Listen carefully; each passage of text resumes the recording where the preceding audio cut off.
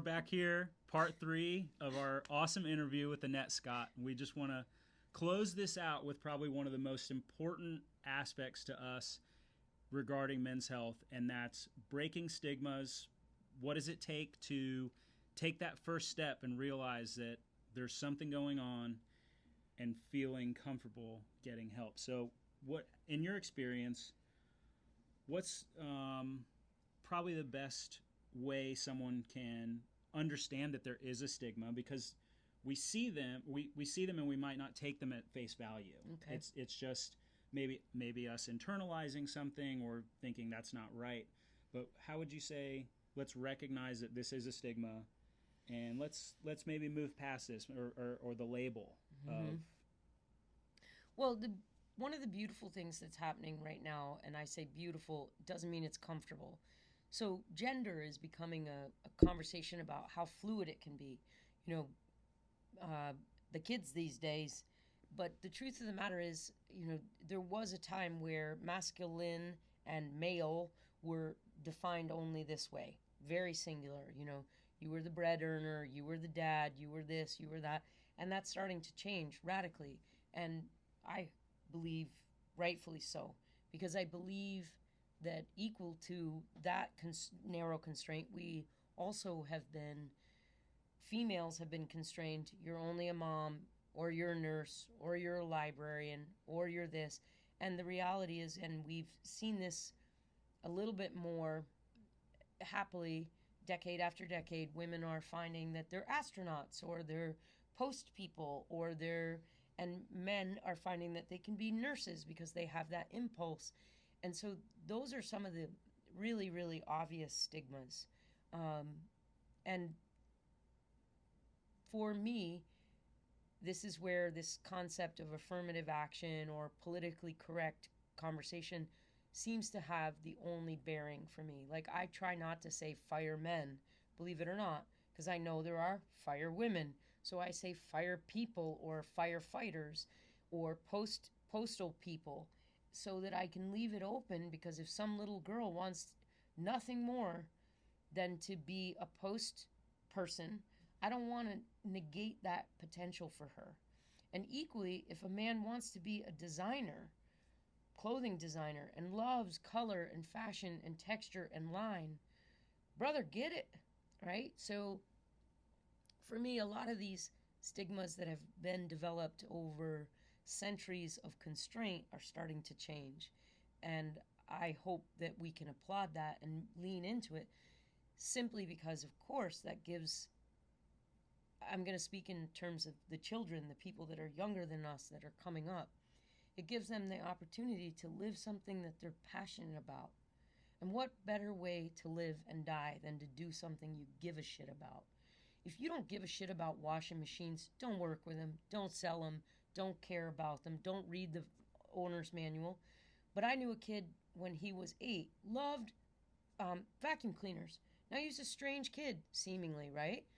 But this guy could tell you which model of vacuum cleaner was the best for wood floors, for, for carpet. Like, he just got into vacuum cleaners, which would generally have been his mother's purview, right?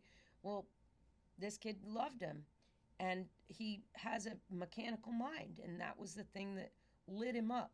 And thank God, because it became a whole, his career now is extraordinary, doing really cool stuff. And if he had been shut down, because boys don't care about vacuum cleaners, this would have been a loss to the world, realistically. And that's kind of the way I think about stigmas, is that they may have served a purpose at a certain time. The minute we find ourselves constrained against a true and honest motivation of passion, it's got to go. It's got to be broken. Because there's something to offer. I say this all the time in yoga class. I think I said it today.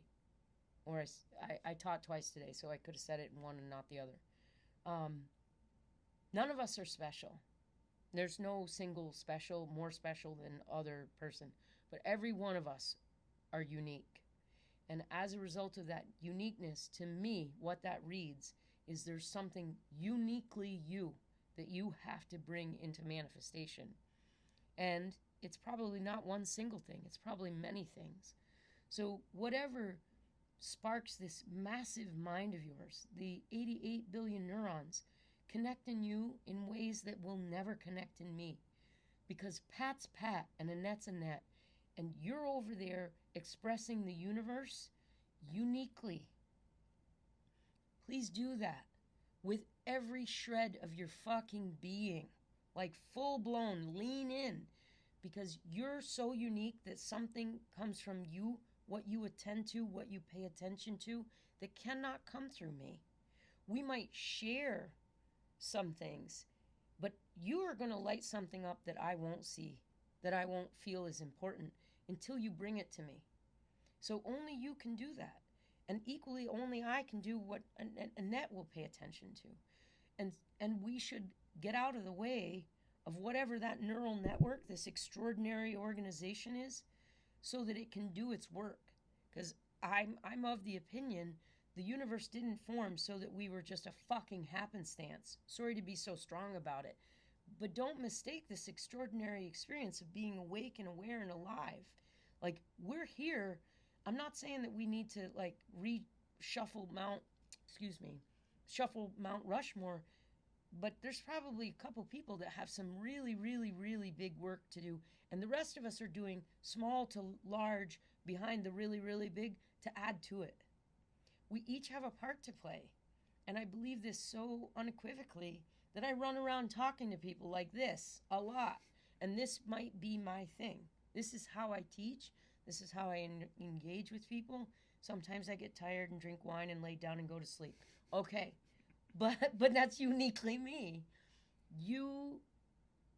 This concept of stigmas, I believe they were a way of maintaining a level of control for the hierarchies that once existed.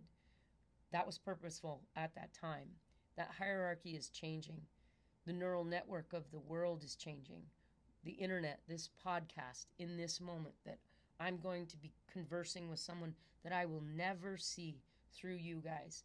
And perhaps somebody's going to sit up a little bit and be like, well, dang, she's right, which I am. I'm fucking right. I know I am. But if I'm right, and I believe I am, I speak it with conviction to you. You're unique. Go about being Pat. Whomever it is that sees this, hears this through the neural network of the internet, the world is changing. The hierarchy is different. As a result, the hierarchy being different, the opportunity to get rid of the stigma that's constraining to the passion that each unique person has to happen now. Now. Well, Stephen and I mean, when we started this podcast, I mean, we kind of set the goal, and it might seem very small, but if we can change one person's life in the time that we're doing this. You already have. You changed mine. Well, there you go. It was very beneficial. But if we truly, if having, no joke, we try to have very powerful guests on like you, and you're always, in the time I've known you, authentically Annette, and that's just what it is. And a little frightening sometimes. I'm not scared, but I guess it could be. That's but good. I think that if people were more so authentically them, it would change the dynamic of how people viewed their health, or even how they viewed their day-to-day lives and what they went about. Stress levels, I think, would go down. Because we would stop. The greatest killer of joy is comparison. You don't need to be skinny like the other skinny. You don't need to be fat like the other fat. You don't need to change so that you resemble Mozart at 4. Whatever. Don't compare yourself to someone else, because their neural network, their organization, their physical being, their childhood, all the good shit that happened to them, all the horrible shit that happened to them is unique to them. And they're supposed to do something with it. So don't get caught up in like, I'm a victim. Okay, if you're a victim for a reason. Make something come of it. If you're the triumphant, dominating individual, okay, make sure that something comes of that. Be of service to something, because this unique expression is really, truly that. It's unique. It's rare, never to be seen again, ever, under any circumstances, because the context will never be the same. So again, we come to this place of whatever the stigma is, I'm going to give it the bullshit buzzer. whatever you are truly, if you're consumed in passion for something, do something about it because you're being called. The universe is poking you in the eye, and it won't stop until you do something with it. And health, one last thing. I'm sorry, Pat, I got excited. Health is where we can, until we can't. Stay healthy.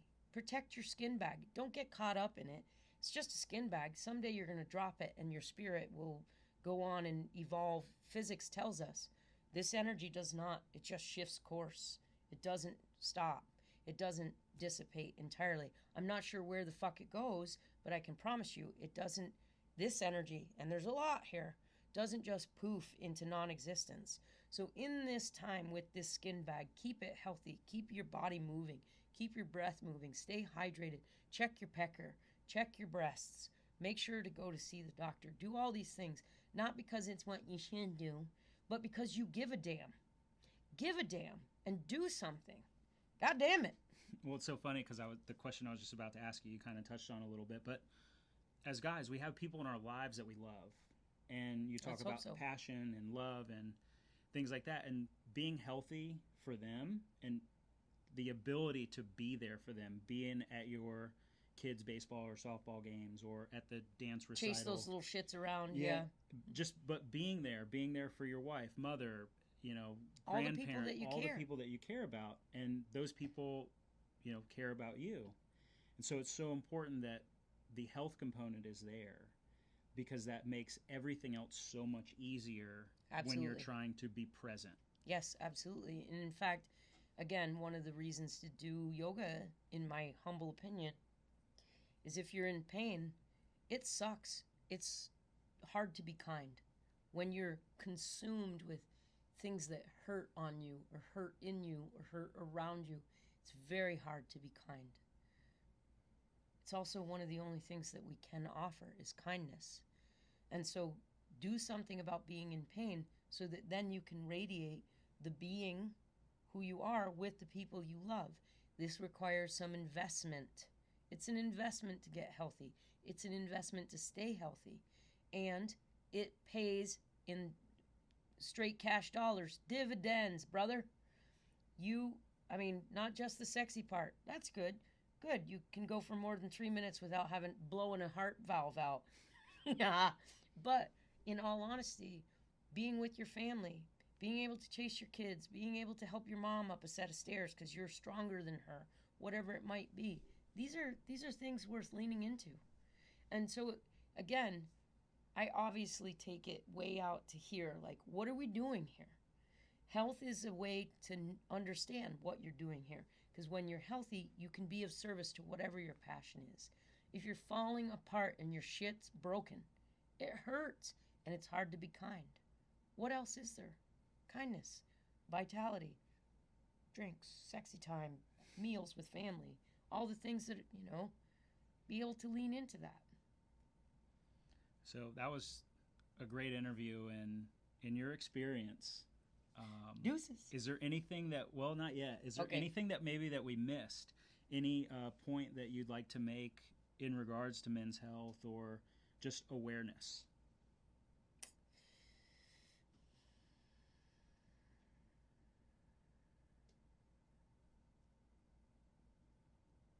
Take care of the simple stuff. Hydrate.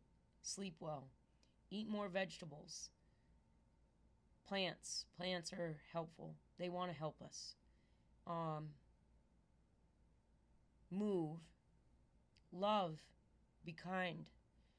Love, you might have to start with a plant or a small furry animal before you can get to people because they're complicated and difficult. But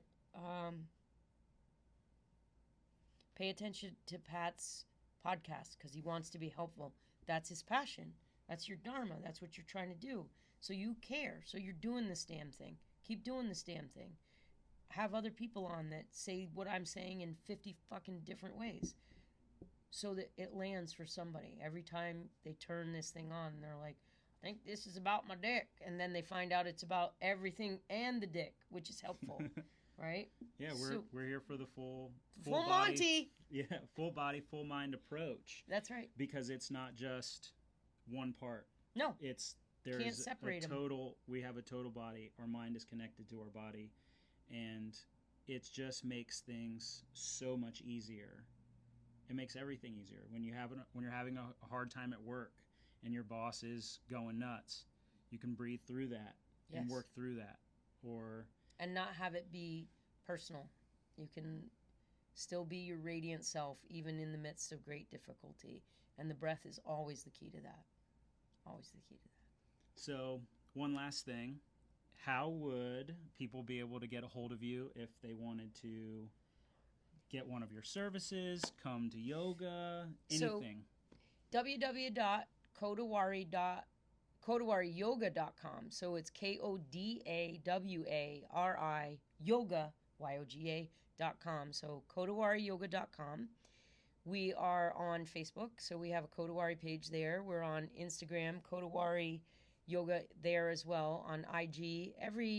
This is nice if you want to join me Monday through Friday about 7:30 in the morning. I do a half an hour gratitude and meditation practice, which I think is really important. It's a great way to prime the neural network to look for what's going right in your life. Meditation is a key to high performing, high vitality, high living. And it doesn't cost you anything other than the time and ass on a cushion or a chair or wherever you do it. And then we're also on YouTube. We have a Kodawari YouTube channel. We're all the places you need to be as a business today. We're also in South Tampa, so if you're ever in South Tampa, come on in. We try to make it as easy as possible so that you can come through the door and be received as if you're already part of the family. Because we're not a cult, we're not a tribe, we're not some weird thing. We're just people who like people.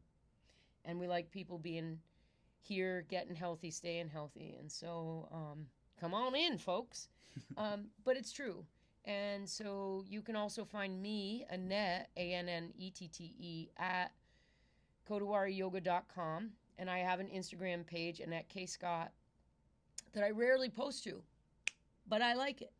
And then other than that, just come and see us, take a class with us. Pat will come to class with you. Yeah, I'll probably be there. Okay.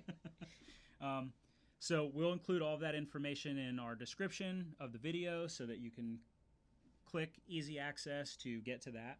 And don't forget to like, subscribe our information, Men's Health on Instagram, so at Men's Health Unscripted. We're Men's Health Unscripted on YouTube, and we're on Twitter, unscripted_MH. Men's Health, yeah. So thank you guys for joining us, and hopefully this interview was super powerful and you guys got something out of it. Thank you. Thanks, brother.